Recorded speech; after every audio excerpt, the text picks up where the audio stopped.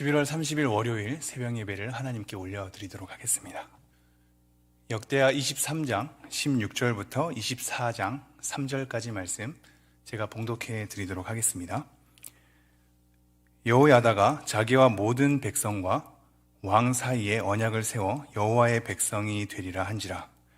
온 국민이 바알의 신당으로 가서 그 신당을 부수고 그의 제단들과 형상들을 깨뜨리고 그 제단 앞에서 바알의 제사장 맏단을 죽이니라. 여호야다가 여호와의 전에 직원들을 세워 레위 제사장의 수하에 맡기니 이들은 다윗이 전에 그들의 반열을 나누어서 여호와의 전에서 모세의 율법에 기록한 대로 여호와께 번제를 드리며 다윗이 정한 규례대로 즐거이 부르고 노래하게 하였던 자들이더라. 또 문지기를 여호와의 전 여러 문에 두어 무슨 일에든지 부정한 모든 자는 들어오지 못하게 하고 백부장들과 존귀한 자들과 백성의 방백들과 그 땅의 모든 백성을 거느리고 왕을 인도하여 여호와의 전에서 내려와 윗문으로부터 왕궁에 이르러 왕을 나라 보좌에 앉히매 그 땅의 모든 백성이 즐거워하고 성중이 평온하더라. 아달랴를 무리가 칼로 죽였었더라. 요아스가 왕위에 오를 때 나이가 7세라. 예루살렘에서 40년 동안 다스리니라. 그의 어머니의 이름은 시비아요 브엘세바 사람이더라. 제사장 여호야다가 세상에 사는 모든 날에 요아스가 여호와 보시기에 정직하게 행하였으며 여호야다가 그를 두 아내에게 장가들게 하였더니 자녀를 낳았더라.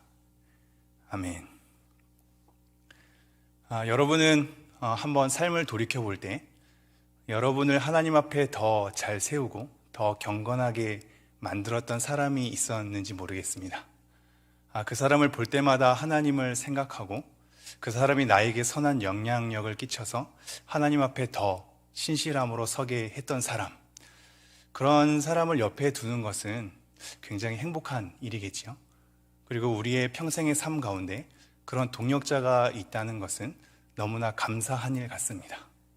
그의 삶의 흔적을 볼 때 하나님을 기억하게 하는 것, 그거보다 더 복된 삶은 없겠지요. 오늘 본문 말씀이 그것을 얘기하고 있는데요. 요아스의 왕을 하나님 앞에 잘 세워간 여호야다 제사장의 흔적들을 오늘 좀 살펴보도록 하겠습니다. 우선 제가 본문 말씀 16절 한번 읽어드리겠습니다. 여호야다가 자기와 모든 백성과 왕 사이에 언약을 세워 여호와의 백성이 되리라 한지라.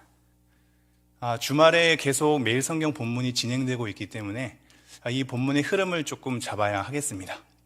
우선은 우리가 금요일에 살펴보았듯이 여호람 왕이 하나님 앞에 악하게 행동했던 것에 대해서 우리는 확인했죠. 사람들이 분향하지 않고 애도조차 하지 않는 비참한 인생의 말로를 우리는 확인하였습니다.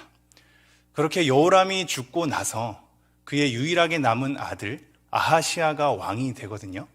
그렇게 왕이 됐지만 1년 만에 선지자 예후를 통하여서 죽임을 당하고 맙니다. 그리고 나서 누가 통치하냐면 아달랴입니다. 이 아달랴라는 사람은 누구냐면 여호람의 아내이거든요. 즉 아하시아 왕의 어머니입니다. 이 아달랴가 폭정을 하기 시작하죠. 특히나 자기가 통치하기 위해서 자기 아들의 아들들, 즉 아하시아 왕의 아들들을 모조리 다 잡아서 죽여버립니다. 하지만 그 가운데 하나님의 언약이 끊기지 않는 것은 그 중에 한 아들이 살아남는데 그게 바로 오늘 본문의 요아스입니다. 이 요아스라는 사람은 그의 누이, 즉 아하시아 왕의 딸이 이 요아스를 숨겼고 나중에 다시 한번 여호야다를 통하여서 왕으로 등극시키는 그런 맥락입니다. 이러한 맥락이 우리에게 굉장히 중요한데요. 왜냐하면 사실상 이런 잘못된 어떤 흐름은 여호사밧 왕으로부터 시작되기 때문입니다. 여호사밧이 아합과 교제하였고 그러기에 악한 길로 행하였으며 그의 아들 여호람이 아합의 딸 아달랴와 결혼을 해서 하나님 앞에 선했던 모든 것들을 다 무너뜨리기 시작하죠. 그러한 여파는 그 아들 아하시아까지 이어지고 나중에 아달랴가 통치해서 손주들을 다 죽여버리는 행태까지 우리는 보게 됩니다.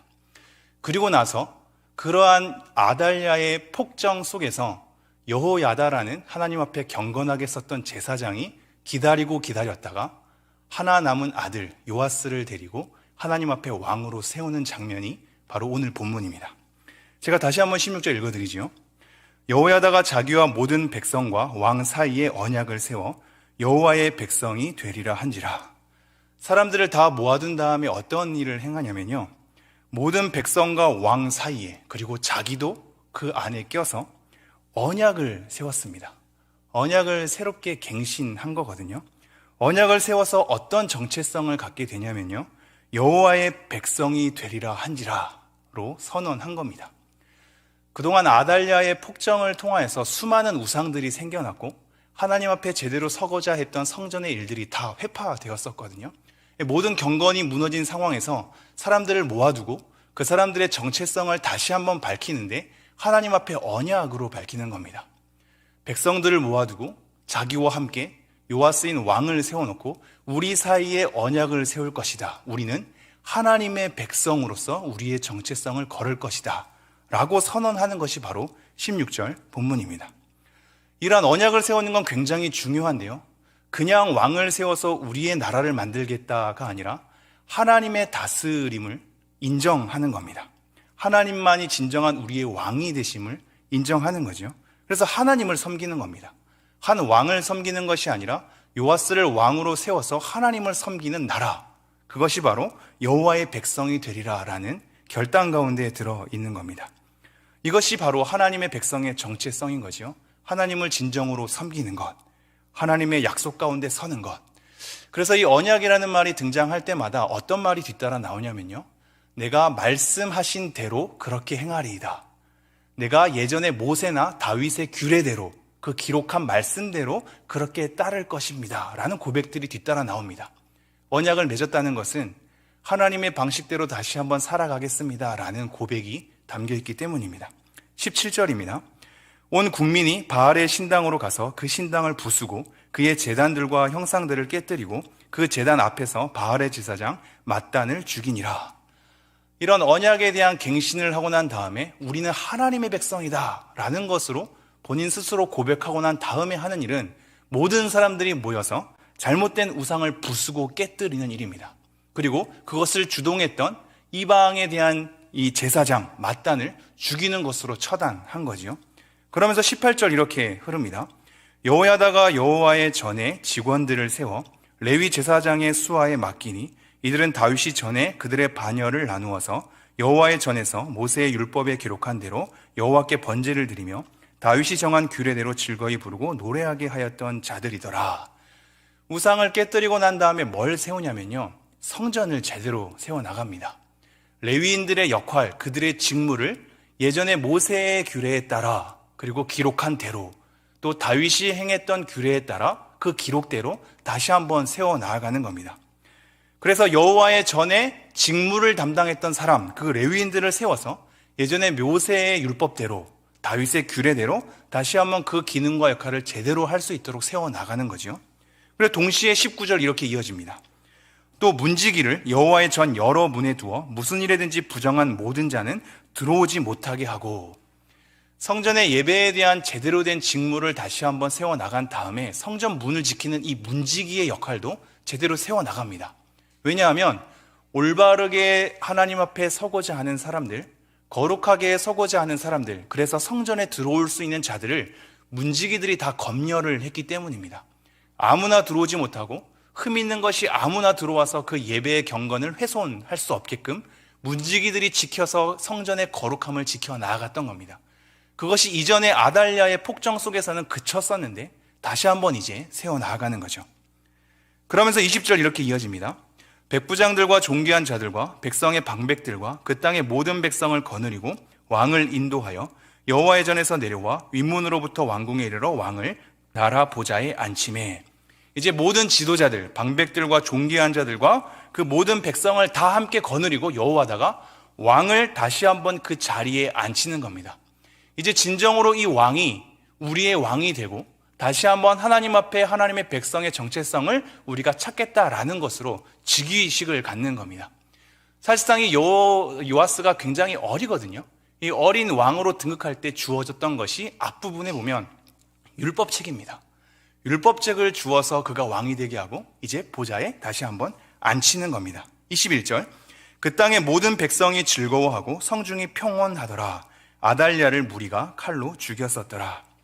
이렇게 행하니, 즉 여러 가지 이방을 다시 한번 이방의 문화와 그들의 우상들을 무너뜨리고 본인의 성전의 레위인들의 직무를 제대로 세워가고 문지기들을 세워서 거룩함을 지켜 나아가는, 그래서 요아스를 다시 한번 왕으로 세우는 즉위식을 하고 나니 그제서야 모든 백성이 즐거워하고 성중이 평온하더라 라고 얘기하고 있습니다. 태평해진 겁니다. 여기서 말하는 평온은 이 조용한 상태거든요. 즉 그전에는 아달랴의 폭정으로 말미암아 엄청 시끄러웠던 거죠. 그 전에 아하시아가 1년 다스렸을 때도 마찬가지였고 그 전에 여호람이 다스렸을 때도 마찬가지였습니다. 계속해서 대를 이어서 행해지는 폭정과 하나님을 떠나가는 거룩의 무너짐 속에서 굉장히 혼란스러웠고 굉장히 웅성거렸으며 굉장히 시끄러웠고 굉장히 마음이 심란했던 것 같습니다.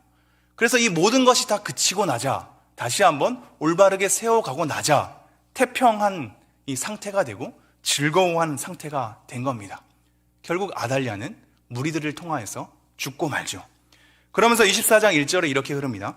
요아스가 왕위에 오를 때 나이가 7세라 예루살렘에서 40년 동안 다스리니라. 그의 어머니의 이름은 시비아요 브엘세바 사람이더라. 드디어 요아스가 왕위에 오릅니다. 그런데 몇 살이라고요? 7살입니다. 굉장히 어린 왕이었지요. 이 7살인 요아스가 왕위에 오르고 나서 40년 동안 통치를 시작합니다.